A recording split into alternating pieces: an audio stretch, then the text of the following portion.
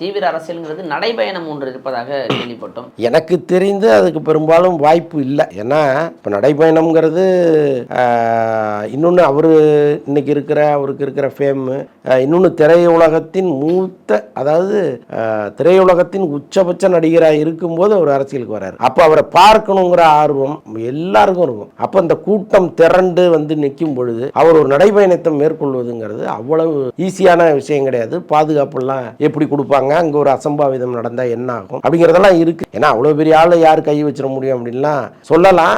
ஆனால் இப்போ ஆம்ஸ்ட்ராங் கொலையெல்லாம் நம்ம பார்த்த பிறகு அவ்வளோ பெரிய அரசியல் தலைவர் அவருக்கு பின்னாடி எப்பவுமே ஒரு 50-100 பேர் இருக்கிற ஒருத்தரையே காலி பண்ணிட்டாங்கன்னா அப்போ நீங்கள் அரசியல் இடையூறுகள் வேற வேற மாதிரி வரும். அந்த நடைபயணம் நடக்குமா, அல்லது ஒரு திறந்த வேன்ல அது அப்படியே வந்து வாகனத்தில் ஒரு ரத யாத்திரைன்னு சொல்லுவாங்கல்ல, ஸோ அந்த மாதிரி போகிறதுக்கு ஏதாவது வாய்ப்புகள் இருந்தால் இருக்கலாம். Jayachandran Gold and Diamonds, now at Palikarnai.